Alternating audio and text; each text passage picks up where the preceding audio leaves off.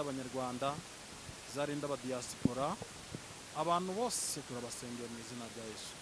Reka umwuka wera akomeze abane natwe mu izina rya Yesu. Amen. Amen. Urakoze cyane kudushira imbere y'Imana. Nkuko twari tubivuze rero turi kwibaza tuti insengero zimwe zarafunzwe, sinzi nimba nawe urwo wasengeragamo nimba rugifunzwe nawe nimba bararufunguye. Ubu tuvugana urusengero nanjye nasengeraga muri rurafunzwe.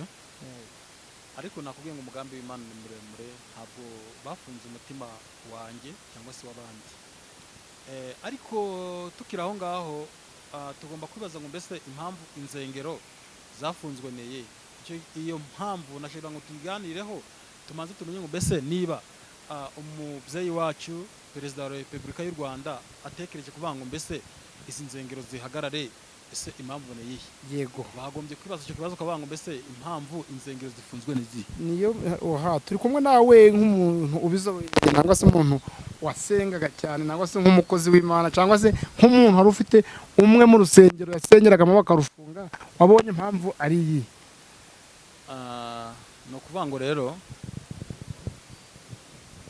mu bimenyetso umuntu aba aragiye ari kubona ni uko kugira ngo insengero ahanini zigiye ziri gufatirwa ibyemezo byo kuba zafungwa. Yego, ni ukuvuga ngo ko abantu benshi insengero bazigize bizinesi.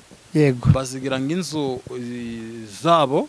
yego, ndizikitirirwa inzu y'Imana. yego, niyo mpamvu rero usanga niba umuntu afashe icyemezo kuvuga ngo uru rusengero ruhagarare, yego, ni ukuvuga ngo abayobowe na mwuka. yego, nta kindi Imana ije ikorera guhomba abayobowe na mwuka. Ntabwo njye narenganya umuntu wahagaritse insengero, kubera ko baravuga ngo abatagera ibwami babeshywa byinshi cyane. yego, ni ukuvuga rero ngo umuntu utazi ibibera mu rusengero we aravuga ngo baturenganije bagize ute, ariko nta muntu bigeze bahungabanya cyangwa se wenda ngo barenganye. yego, ubu ngubu abantu kera bakoreraga Imana mu kuri no mu mwuka, yego, ariko ubu ngubu abantu barahindutse. yego, hama usigaye ureba ugasanga ari abasenga, ari abayoboye, ugasanga nta matayo ndanaruka, bose ugasanga nabanditse. yego, impamvu rero tugiye kurebera hamwe, tugiye kumanza twahugurana.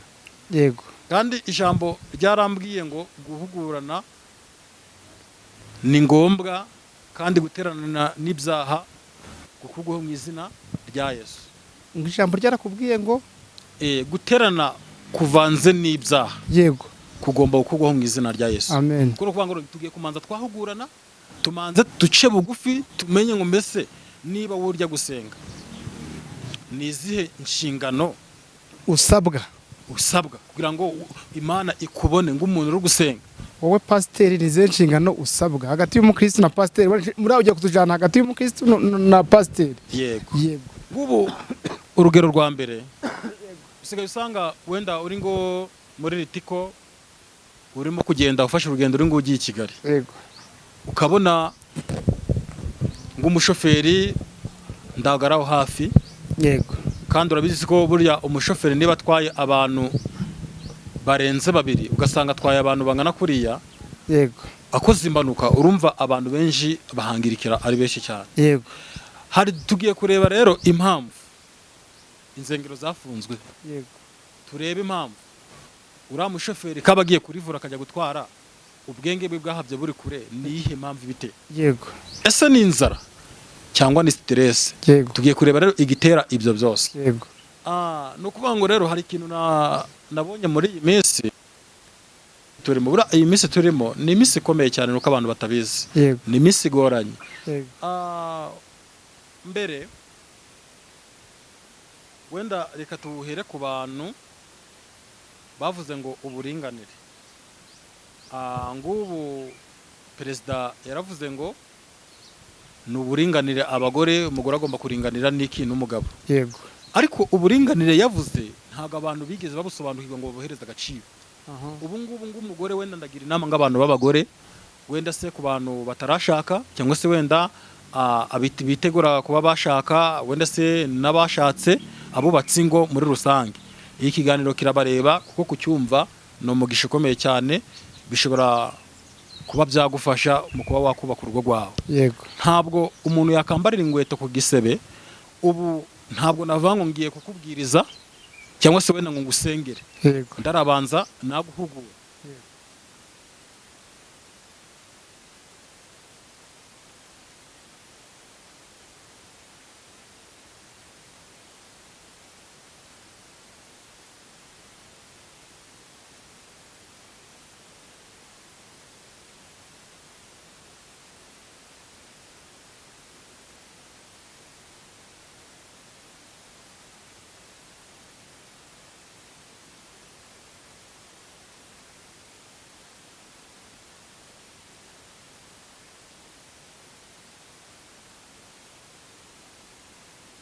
Izo ndahiro ziri kugiraho abantu ingaruka cyane. izihe ndahiro? No kuvuga ngo urabona hari ukuntu umuntu ajya mu murenge agahagarara imbere y'idarapo yego akizeza umukobwa ibitangaza, yego wenda muri fiyansaye bari guteretana ati rwose nzagukundira umuryango yewe nduzana sitara, akamwizeza ibitangaza, yagera ku darapo ati nemeye kandi ndagahato. yego Ni ukuvuga ngo rero nimuna abana n'ubundi uzagira mu rugo ati ugomba koza abana, urajyana abana ku ishuri, urateka, urakoropa, kandi nibyo biriho muri iki gihe. yego Ugasanga rero bwa buringanire cyangwa bwuzuzanye bwarabuze mu rugo, ahubwo umugore niwe ugaragara ngaho ari uri kuyobora urugo. ibyo turabijanisha gute nangwa se turabihuza gute n'inshingano z'umukristo n'inshingano za pasiteri? Kugira ngo tubihuze neza rero ni uko gusenga uba ugomba kumanza wubaha abantu muri kumwe. Gute? Ugomba niba we uri umukristo ujya gusenga Imana, yego no kuvuga kandi urabizi ko mu buzima busanzwe icyubahiro cy'umugabo kiba kigomba guhora kuko Imana arakimuhaye. yego None weho mugore nurya gusenga umugabo waraye uri kumutoteza mu buriri, urimo kumutuka, urimo kumubwira nabi, uri kubwira ngo teka koropa, kandi ari wowe bireba, yego urambwira gute ngo urajya gusenga Imana yaguhereza umugisha mu buhe buryo? Aho ngaho ntabwo Imana ikubona, kubera ko uba wataye inshingano zawe zose ukaziharira umugabo. bivuge ngo uvuze ku bagore, nuvuga ko abagore hambere kugira baje gusenga bamaze baha abagabo babo. Yego abantu bose biragusaba ngo umanze werera imbuto abantu mu bana, yaba ari ababyeyi, yaba ari umuryango wawe, abantu babone ko wagize, abantu babone ko wahindutse. Niyo mpamvu rero akenshi abantu bajya gusenga ugasanga niba pasiteri ari ku ruhimbi, umugore yaraye ari kumutesha umutwe, bari abantu basengeye, hari ibyo mwari muri gupanga, pasiteri agiye ku ruhimbi afite stress, nagera mu rugo yewe ndasengeye abantu ati uriya wamusengeye cyane utinda kumusengera, bwo hari ibyo mwari muri gupanga. Ibyo se bibaho burya mu bakozi b'Imana? Buri abakozi b'Imana baromewe inshuti yanjye. Ugasengera umuntu w'umugore wawe akibaza impamvu wamusengeye cyane rwose. Ngubu kurumva byaba bikaze bibaho cyane, kuko hari ukuntu nyine yiri umutumishi, abantu baragukundura byumva. Yego baba uko biri kose uyu muntu yadufasha ku byifuzo dufite bigakemuka. yego Wenda umuntu araje ni umukobwa arabatse, mfite icyifuzo, mfite sheri, ariko mbona ibintu biri gutinda kandi ngenda akeneye kubaka kugira ngo ndazabasha kwanduranya n'abantu. yego Ati wambwirira Imana rwose ikihutisha isezerano ryawe. yego uri umukobwa yaza kureba ngo mu rugo, wenda kuba ati se umuyobozi nzakubona gute kugira ngo mfashe gusenga, ariko waba ufite umugore nyine ari byo twavuze kudakizwa. yego Ugasanga wenda niba uri gufasha wa muntu mukumwe ati uzansange mu rugo tugufashe dusengere icyifuzo cyawe gikemuke, ugasanga uwo mwashakanye ndaga bifashe ko ari gusenga, ahubwo bifashe ko hari ibindi murimo bamurimo, ko hari ibyo muri gupanga kandi ntabyo muri gupanga. Urumva ntabwo umurimo w'Imana uzakora neza, uzawukora waratagangaye, ukore ufite ikibazo, ufite ihungabana. Umva icyo ni ikibazo cya mbere pasiteri azaba afite. Kurumva bikaze, numva biteye n'ubwoba. Muri iyi minsi abagore bahagitse abagabo cyane, kubera ko niba barasezeranira vango bavuze ko uzandetesha. None se ubu tuvugana hari abagore nabo basenga, hari abagore b'abanyamasengesho. None abo bagore bo hari ntabwo abagabo babo babibazaho uburyo ki bari gusengera abagabo cyane, kuko nimba uravuze ngo hari igitsina ngo gishobora kugana pasiteri, ariko hariho n'abapasiteri, hariho ba Julienne Kabanda, hari n'abandi batandukanye. Buriya abagabo basanzwe basengera abagore babo ntababireba nabi. Amano kuvanga, ariko uko byagenda kose yego hariho n'abagore b'abakozi b'Imana nyine b'abanyamasengesho Yego. abagabo baza bakabapfukama imbere uti rwose mbabarira umfashe usengere mu kazi kacu mu kazi kanjye biri kugenda nabi ndabiri kugenda neza Yego. ariko gusa ko uko umugabo yatekereza Yego. ntabwo ariko umugore watekereza Yego. umugabo we ashobora guhamya ibintu yiboneye Yego. agahamya nk'ibintu yiboneye akavuga ati ibintu wenda mbifitiye gihamya wenda sinabafashe wenda se baryamanye Yego. ariko burya iyo usenga mu rugo Yego. n'umugore wawe asenga icyo usabwa ni ukumwizera Yego. abantu rero ntabwo bakikizerana nani magambo ntabwo bakikizerana ariko umugabo we ntabwo apfa guhubuka ngo avuge ngo umugore wanjye njaga inyuma kubera ko arabizi ko ari umunyamasengesho bose ibyo bintu byo gusengera mu rugo aho si hahandi haba haturutseho ibintu usanga ngo abakozi b'Imana bakora abagore bandi ku mabere icyo kiganiro tugeze kugikoraho kera ibyo bintu byo kuba igitsina turi abantu igitsina mudahuje ugasanga kije mu rugo iwawe kije mu nsengero iwawe ibyo bintu nk'umukozi w'Imana wowe wumva wakagombye kubishyigikira cyangwa mwagombye guhurira sinzi ukuntu uraduhuza gusengera kuba bagusanga iwawe mu rugo ngo basengere cyangwa se kuba mwasengerwa kuri telefone ndumva harimo umutego sinzi ukuntu urabihuza cyane uratubwiye uti insengero barazifunze kandi bagomba gusengera kuri telefone uti ibibazo bihari ni ibibazo twabyumvishe hagati aho ibintu turabihuza gute yego urakoze cyane ijambo ryiza cyane none niba insengero zafunzwe urumva ni ukuvuga ngo hari abantu bumva uko gusengera kuri telefone ni byiza pe no gusenga face to face muri kumwe ni byiza ahangaha igisubizo ntabwo ni ukuvuga ngo biterwa n'uburyo wahamagawe none ari ukugira ngo agusange iwawe ari no kugira ngo umusange ni iki wakora cyose ko numva harimo ibibazo ntabwo biterwa n'uburyo wahamagawe ni ukuvuga ngo uko byagenda kose iyo ufite uko wahamagawe ntabwo ibyo bintu bitekereza kuvuga ngo ikimuzanye ni ugusenga nta ikimuzanye kugira ngo mujye mu mikino niba ari ugusenga no gusenga n'imikino ni imikino ni ukuvuga ngo ikibahuje ni ugusenga kugira ngo umusengere ni gute umuntu araza kugira ngo umusengere mukajya mu mikino idafite aho ihuriye no gusenga ni ikibazo gikomeye cyane ni ikibazo gikomeye cyane dusubire mu rusengero ndani hari ikiganiro haruguru batubwiye ngo ndababwira impamvu cyatumye bafunga insengero iyo mpamvu urukumva turi mu mpamvu yaho mugeze no gusengera abantu n'imbogamizi zirimo no gukomeza gusenga cyane kugira ngo Imana ibafashe izo mbogamizi zihave ahubwo dusubire inyuma ni ikihe kintu cyaba cyaratumye bafunga insengero ntabwo ubu tuvugana ntabwo nasenga ngo Imana ifungure insengero kuko ntabyo ushaka ntabwo ushaka kuzasubira mu rusengero kuko urusengero ko numva wararwanze urusengero rudahari nasenga yego mu rugo nasengerayo nashimuke karanga asengera nkuko nsanzwe nansenga yego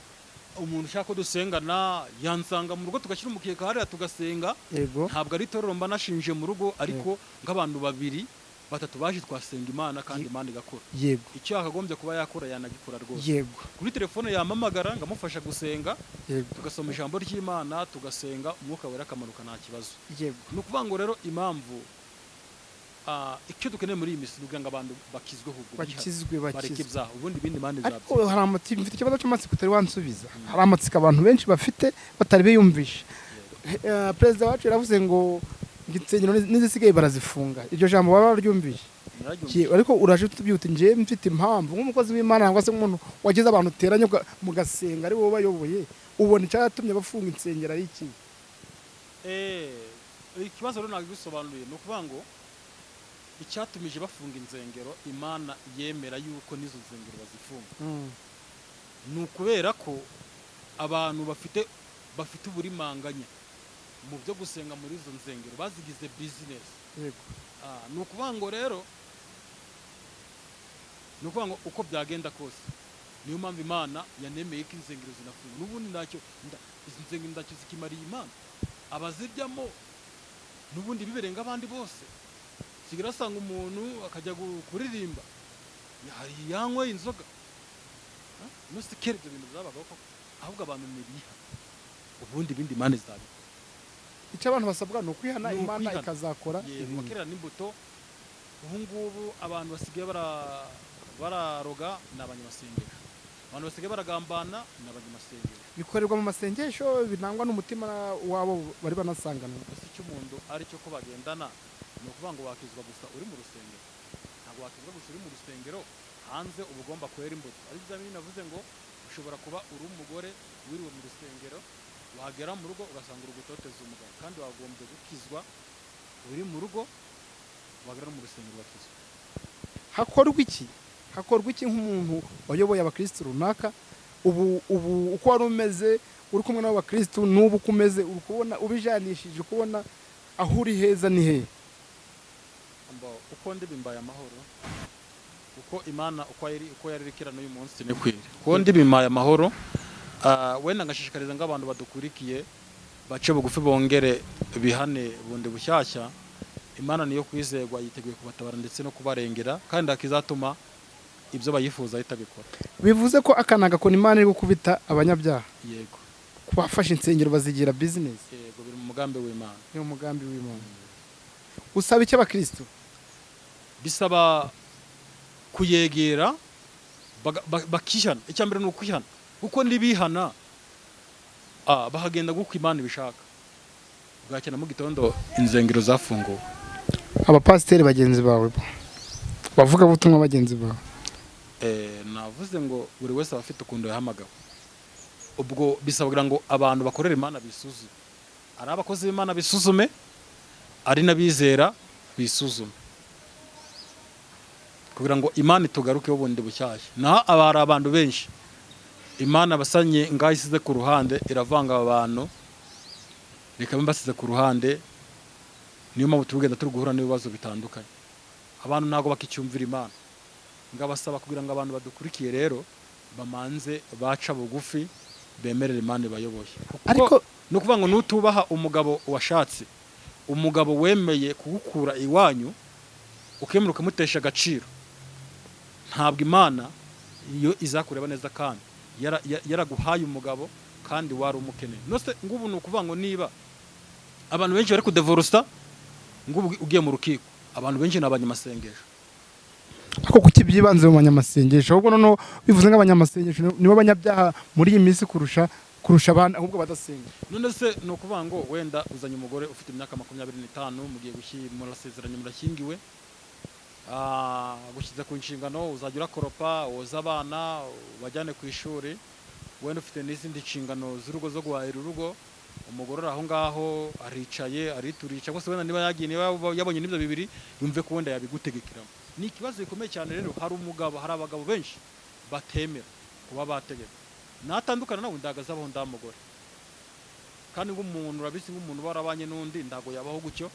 Niba utarabaye padiri cyangwa se ngo ube wenda masera, ntago wambwira ngo uzabaho umwaka gumwe, imyaka 2, imyaka 5 ngishire ari ndamugore ufite kandi waramwigize. Ni ikibazo gikomeye cyane, abantu bajye bari kubeshyanya. Ni ikibazo gikomeye cyane kubera ko dutuye mu isi. Ko numva se mwo mugifite akazi kenshi, none se nk'imirimo yanyu ikomeje ite? Mumva ibyo bibazo byose birazwi, kandi numva muramutse mubifashe kubikemura, munari gufasha leta. Mwebwe nk'imirimo yanyu aho bafungiye izo nsengero iri gukorwa ite? Imirimo yo gusenga, yego, gufasha abo bantu. Numva nimba warahamagawe nka profete no gufasha abantu gusenga, kwegera Imana. None ukumva ibibazo birahari bimeze bite? Mwebwe muri iyi minsi mutagihura nabo amaso ku maso, muri kubafasha gute?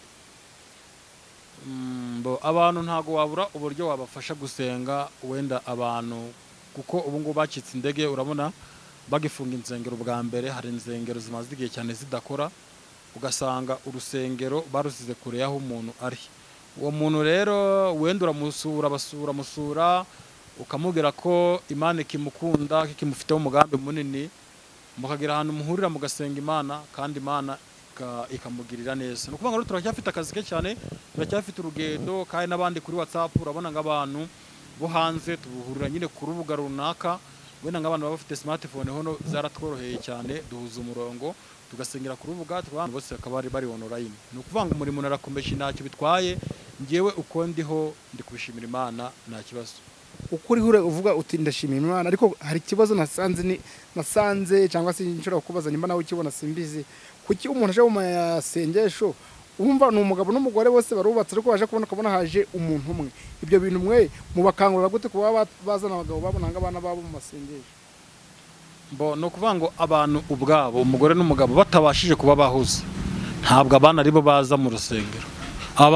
Ababyeyi ubwabo bagomba kumanza bakundana bakumva ko gusenga bifite agaciro. Niba umva ko bifite agaciro n'abana n'ubundi bazaza mu rusengero. Ni gute ubu ni gute warari ku muntu ari kubona uri umuntu ukora ibyo wiboneye uwo muntu akaza, ahubwo umuntu aza kubwuko abona nawe witwara. Niyo mpamvu rero uzasanga akenshi nk'abantu basenga bafite abana bananiranye bibiriza marine zo mu mihanda. Mpamvu niki ababyeyi bahuza ugasanga n'abantu ubwabo bavatise ubundi turi kujya mu biki, ugasanga ababyeyi ubwabo bahuje nabo bashobotse. Abo bana rero gusenga ni ibintu bigoye, kiretse ngo wa mwana wagezweho na mwuka wera akamwereka ko bisenga ari iby'igiciro. Amagambo aravugwa ngo byari byarahanuye ngo kandi ngo n'ubuhanuzi ngo biri gusohora. Iryo jambo raryemera ngo byari byaravuzwe muri biriya bino ngo insengero zizacika ibintu nk'ibyo. Iryo jambo wowe urivuga hiryo uraryemera ko ibintu byari byaravuzwe? Yego, ibintu nabyemera cyane kuko ijambo ryarambwiye ngo mu bihe birushya abantu bazabikunda. Buriya ngubu impamvu buriya insengero ziyagizwe zinafungwa ni ibintu byinshi cyane byatuma insengero zifungwa. Buriya mbere abantu b'abakristo barakundanaga bakagendererana bagasurana, ariko ubu uzareba amashari ubu ngubu nk'inonore zisigaye zirera. Mbere uko nk'umuntu yabaga yejinga ibishyimbo ukabona imbegeti ziri gucicenga n'iwawe, ariko ubu ngubu n'imyaka ingahe isigaye irashira ndari umuntu uragusura kandi munasenga. Mbere abapasiteri batungwaga n'abakristo babo cyane, none ubu nta n'umukristo uzi wawe. Ubu ngubu nta kugira ngo usengere wa mukristo kugira ngo yibwirize avuge ngo kanjye gusura pasiteri, kanjye njyanire uyu muhanuzi wenda n'igiseke cy'ibishyimbo wenda mu rugo bagiteka, ntago bigishoboka. Niyo mpamvu usigaye ubona abantu benshi ababahanuzi nabo baragiye mu nyungu zabo, nawe akamusengera ukamuhaye amafaranga, atamuha amafaranga akamwihorera. None bivuze ngo impamvu ubu abahanuzi basigaye baka amafaranga ntabwo abakristo bacibwiriza ngo babajanire ibyo kurya, ntabwo nabo bakimenya ababayoboye. Kandi umutambyi ko byagenda kose ko guturuka na kera akameza aragiye. Yego, wajya gushaka umutambyi nta muntu wajyaga imbere y'umutambyi cyangwa se wenda atajanye ituro. Wenda mbere bakunda kubita babamenya umuntu w'umukozi w'Imana babitaga babamenya. Wajyaga imbere y'abamenya ari uko byibuze hari n'igiseke wajyanye kugira ngo aguheshe umugisha. None ubu ngubu araguhesha umugisha gute? Nawe rero arareba avuga ati uyu muntu na n'ubundi nta kinda mari, naho ndamusengera kuko Kristo ariko mbaye amafaranga. Biravuze ngo abakristo kwibwiriza byabananiye, ubwo n'abapasiteri biga uburyo bagomba kugira kubakuramo ibyo nabo bakeneye cyane. Noneho ubwo mu rundi ruhande wewe wirabyo uvuga ngo abapasiteri ngo bakabakristo amafaranga, wowe ntabwo bacira imanza. Gusa ko njye ntabwo nacira umuntu urubanza, kuko ntabwo ari kubacira urubanza, ariko tujanishije n'ibyo tubwiye. Abantu basigaye barikunze. Umuntu uramubwira gukora umurimo w'Imana reka da gutanga icyacumi ntabwo bishoboka. Umuntu usigara amubwira ngo se watanga kutagitanga icyacumi, none se umuyobozi uramutse uhuye n'umuntu washonje ukamugaburira nda icyacumi ubwitanze urabazi ngo urarya iki? Ntabwo rero akeshi nuko tuba dufite akazi dukora, atari umurimo w'Imana gusa uhanze amaso, kuko wenda nk'abantu bafite igihombo ni abantu bahanze ku murimo w'Imana amaso gusa, ariko twe tuba dufite ibyo dukora. Iyo ufite ibintu ukora ntabwo uhanga amaso ku bakristo, kuko niba uri gukorera Imana ni byiza, ariko no gukora akazi ni byiza. Ntabwo iyo ukoreye Imana mbibwire ngo iguhereza akazi nk'umuntu w'umuyobozi, nabwo bituma ushwana n'abantu cyane, bigatuma wandavura. Bisabira ngo ubwire Imana iguhereza icyo gukora, ugire umwanya wo gukora, ugire n'umwanya wo gusenga. Ayo niyo masengesho nemera. Ntabwo njya nemera abantu birirwa bari kubungana ibitabo ngo bari gusenga badakora. Wenda nabwira ngo abantu badukurikiye, abantu bakunda gukorera Imana, nabasabagira ngo babwire Imana ibahereze cyo gukora. Bizatuma udashwana n'umuntu, bizatuma umuntu niyo atagira ikintu atanga, bizatuma umufasha ntacyo urebye, kubera ko urakenera amata uyigurira ufite amafaranga yo kuyagura. Ntabwo rero iyo uhanze amaso ku muntu n'ubundi umurimo w'Imana ntabwo wakora, wasanga waguye. Ariko dusubire ku bakristo we no kuri iryo jambo uvuze. Umukristo nimba avuye iwe agakaraba akavuga ngo agiye mu rusengero, abatekereza ko urwo rusengero umunsi ruzasaza ruzavugururwa nawe. Ariko ni ikibazo abantu muri iyi minsi basigaye Satani yarabateje ubukene. yamaze kubateza ubukene rero nabo baza bari guhungira ku bakozi b'Imana mu gihe bari bafite ntacyo batangaga. Imana nayo irangije ikora ikintu cyo kubereka ko ishoboye byose. Ubu ngubu ndamukristo ugitunga amafaranga ya marane kabiri. Kubera iki ni umunyabugugu. Niyo abonye ayo mafaranga aheruka yayabonye agarukaga ayo mafaranga ajahe ayo mafaranga ajahe ayo mafaranga aragendaga akayakoresha ibyo yumva ashaka akazagaruka ayo mafaranga yarangiye. Urumva rero ni ikibazo gikomeye cyane. ko numva bikomeje kugorana ko numva ukuri kugiye hanze ahubwo turacyafite akazi ukuri kugiye hanze biravuze ngo abapasiteri nangwa se abakozi b'Imana mwarakoze murarambirwa mubona abakristo nta kintu bari kwibwiriza namwe muti umuntu agomba gukamiza aragiye. Kuko no kuvuga ngo niba umuntu umurimo w'Imana bujya bisaba kwibwiriza no kwibwiriza no kwigomwa. Naho ubundi ubwiye umuntu ngo ndashashagura ngo ukore ibi ku gahato umuntu yagohereza miliyoni itamuvuye ku mutima ndashaka kumarira kandi kuvuga ngo ira miliyoni nubwo ubo yimusabye ashobora kuyiguhereza wenda bitewe n'izindi mbaraga ko hari abantu benshi usanga bari gukorana n'izindi mbaraga yabona Imana kumusubiza yaratenze kumusubiza abakristo ndacyo bamumariye akishakirishiriza izindi mbaraga ku ruhande wenda na miliyoni 100 bakaba baziguhereza ariko yari amafaranga ntacyo kumarira. None se dusubire nkatwe kubakora YouTube urabona nkatwe dufite YouTube imeze gutya aha ushobora kwibaza uti nk'ubu aya na makuru ndi gushakira abantu runaka kugira bamenye ukuri none twebwe hagataho ko numva natwe igihe kizagera tukaba turabishuza mwe muri ibintu byacu none ko bagiye kubavana kuri mu nsengero bakabazana mu matelefone twebwe none twebwe turabigenza dute ko numva natwe nitugendera kuri gahunda zanyu ko natwe turabishuza turabikora gute hagati yo telefone ukubaho nta kibazo kirimo aha bavuze tunanya nabo mpamagara none nta mayito zazarakenera bo amayinite ni ngombwa kuyakenera ni ngombwa kuko rero utagiye kure ngo hari amakuru nakuruye muri la minsi yego ubu ngubu mbere gufungura channel byari ubuntu yego ayifungura uko ushakiye ariko ubu ngubu ugira ngo ufungure channel YouTube ugiye kugira amanza ugira imisoro wishyura n'ubundi dufite amatini namba ni ikibazo ungurana imisoro abantu bagiye kujya barishyura ugira ngo ufungure channel ugira ibyangombwa ubufite usanga ni ikibazo kumva natwe no rusengero turi kubaka buriya yo wagira umugisha ugafungura ngiyi YouTube channel abantu bakagira umugisha bagukurikira baba bari gusenga urangiye ikiganiro wagitega amatwi akacyumva neza yagira ibyo akuramo yakumva ko kubaha aha tubibutsa natwe gukanda kanyenyeri natwe baduhereza rero kuko urumva nimba gutura byarabananiye bakageraho bafunga insengero abapasiteri bagasubirayo ubwo natwe mwe kugira twe turahura n'abapasiteri dukeneye tike dukeneye ibi byuma byose no kubitunganya ni megabyte wowe udukurikiye ntabwo nawe urabyumva ni muri rusengero rwarakunaniye uramenya na YouTube itakunanira turakomeje rero twe twumvishe ngo ngibyo utubwira vuze uti abapasiteri twakubise hasi no hejuru mwana arihanganye biranga bigeraho muakuramo amafaranga ku ngufu none ubu hagataho uravuze uti hari abapasiteri bari batunzwe n'ubupasiteri gusa hari nk'umuntu wari warubatse urusengero wenda ategereje abantu bakoze barasengeramo baragera hari ikibazo cyako kubazana ikibazo kigurishwa z'insengero muri iyi minsi hamwe namwe urukumva ku makuru ngo urusengero runaka barugurishije aha uri kubyumva ute wowe hagataho se batarugurisha kurugurisha nti ngombwa kuko ngabashumba bo hejuru nyine urumva kubera ko bari kubona nyine byarangiye bari guhita nyine bazishyira ku isoko kugira ngo barebe ukuntu bakwigenza kubera ko bari bagizwe n'abakristo niba bari bagizwe n'abakristo rero ubwo urumva inzengero zikaba zitagifunguwe none se urumva bazarusengeramo gute ni ikibazo gikomeye ahubwo si insengero bashobora izo nsengero nimba bazigurishije ahubwo bashobora gafungura YouTube ko siko bazanishuza kuko yamenyereye kurya ntabwo ameze nkatwe dufungura tuvuga ngo kadufasha abantu agataho ndumva bigora bo turacyafite umurimo ukomeye cyane no kuvuga ngo umuntu wamenyereye kurya ahantu kiretse wenda umuziritse buriya n'ubu ngubu nubwo wenda inzengero zafunze ariko abantu benshi banabayeho neza cyane kandi banakorera Imana ariko iyo wakoreye Imana ubirimo neza twibutsa abantu yuko gukorera Imana atari kuba umukozi w'Imana ahubwo atari kuba pasiteri naho kuba profeti imirimo yawe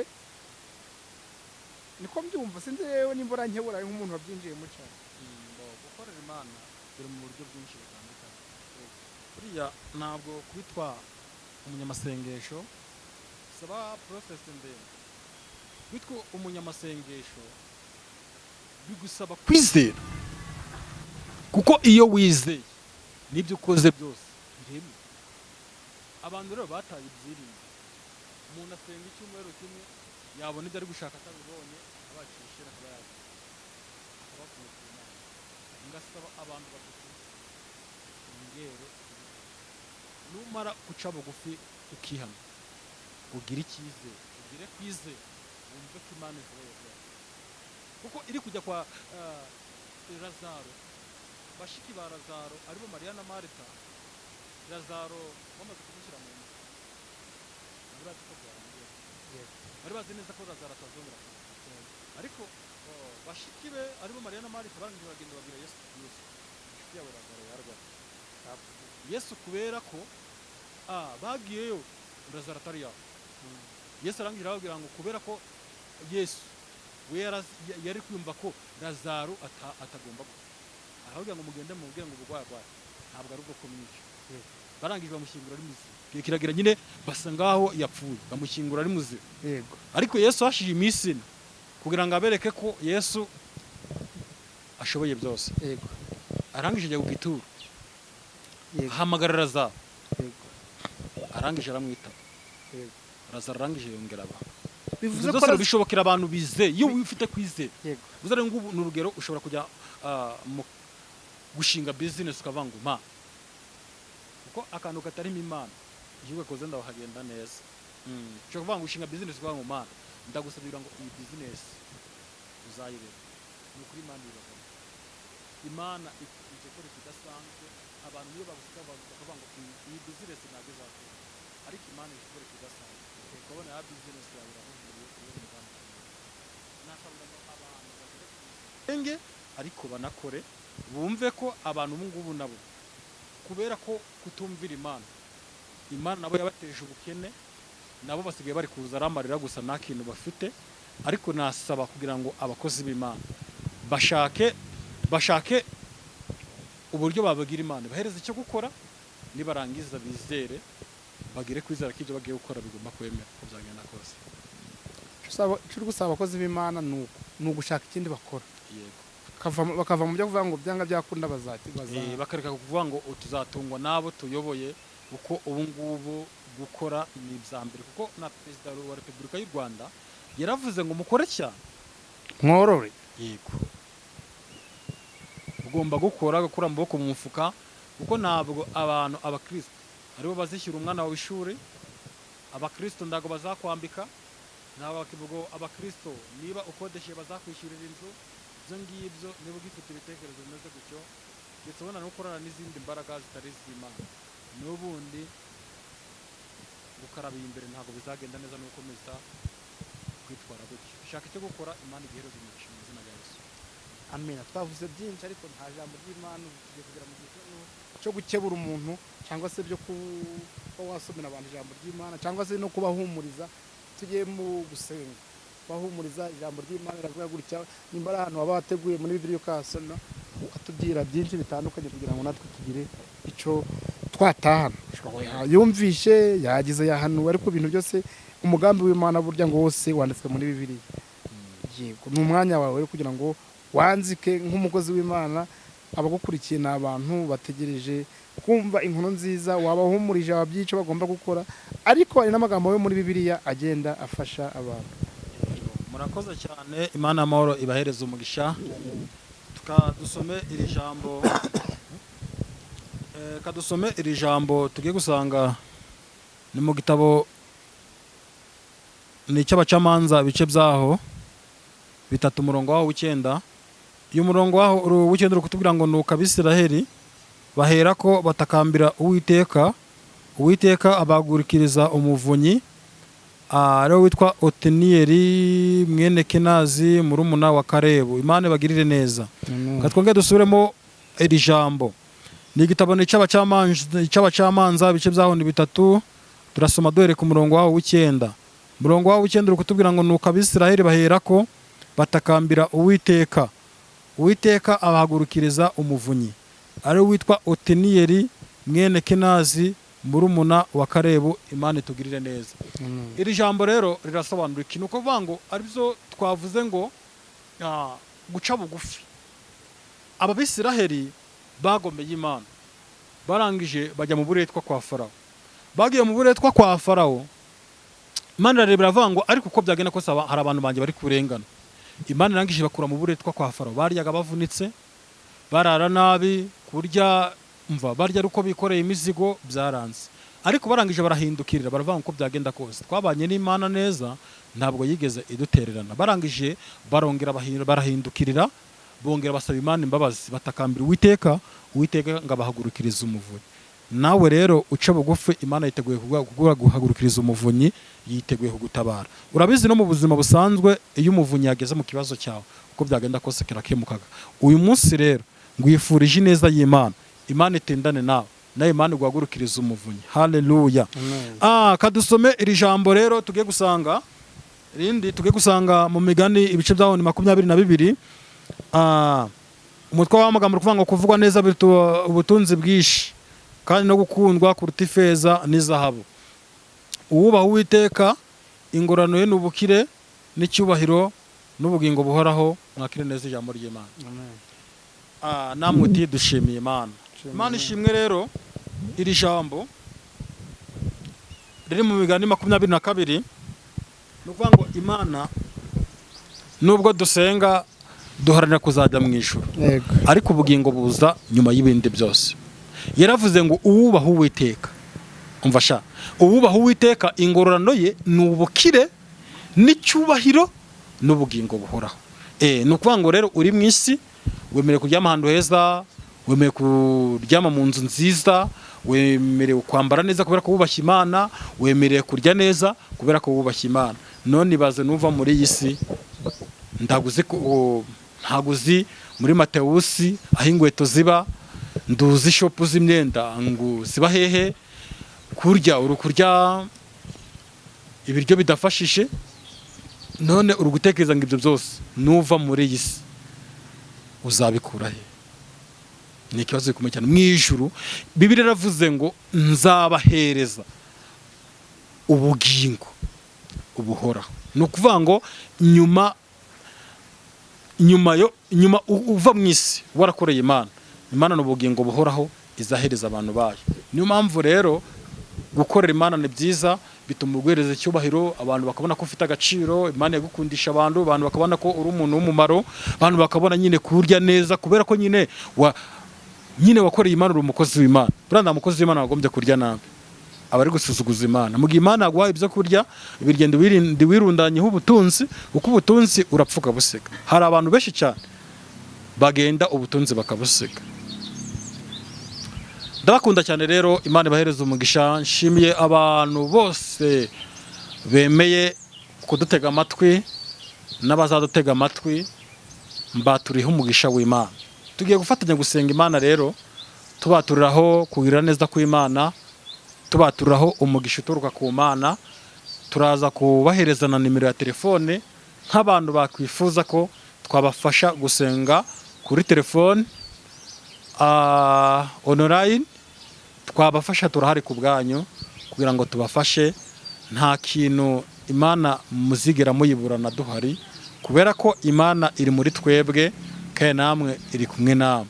Imana ibaha umugisha rero, kadufatanye gusenga. Uri data wa twese mwiza, uri umukozi w'umuhanga. Lambosti egrai lankeri relance zebonekire ankia zorere bovaine unista sitankere bevaine sta tanto odansi lempole vaine gide. Ndagusabye Mana, rengera abantu bawe, ubashyigikire, ubambike imbaraga. Uyu mwanya bafashe bari kumvira ikiganiro, ubahereze umugisha. Iri joro bane nabo, korega itangaza gikomeye. Lante kide tukeriye, ari abo mu bihugu byo hanze, ari abari mu Rwanda, ndabasengeye cyane kugira ngo bahereze umugisha, ubambike imbaraga. Data wa twese, duhe guca bugufi, duhe kubaha bagenzi bacu, abubatse ingo ubagirire neza, ubahereze kubana mu mahoro. Sinagera habwa icyubahiro. Mwami Yesu, natuye umugisha ku bantu bawe, tanga umugisha ukwiriye, kugira izina ryawe rirusheho guhabwa icyubahiro. Emerera abantu bawe bari uko babonye kose, utweze dutunganye, kugirirwa neza nawe kutugereho, izina ryawe rirusheho guhabwa icyubahiro. Twirukanye Satani n'ingabo ze zose mu izina rya Yesu. Umagaye Umwuka Wera irangaza atindane natwe mu izina rya Yesu, amen. Shalom shalom, ndabakunda, icyubahiro cy'Imana komeze kubana namwe, turabakunda cyane. Tuzagaruka ubutaha turi kuvuga ku kintu kijyanye n'ukuntu abagabo basigaye batunze umugore urenze umwe. Abantu baravangwa ni icyaha, tuzareba neza niba ari icyaha cyangwa se niba atari icyaha. Ndabakunda cyane rero, Imana bahereze umugisha. Bye bye. urakoze cyane. Twibutsa we wahora udukurikiye, niba utarakanda subscribe ukari umwanya wawe kugira ukande subscribe, ndetse ni n'umwanya kugira ngo wakire nimero z'uyu mushuti wacu nangwa se uyu muvugabutumwa nangwa se uyu muntu ugize icyo akubwira. Hagize n'ikibazo washaka kubaza wakibaza muri commentaire, twagusubiza rwose. Nimero zawe wakongera ukazibibutsa. Nimero zanjye ni 0783, navuze ngo ni 0783 9 72 3 0783 9 72 3. Shalom shalom. Turabakunda rero, ibiganiro byacu nakagaruka.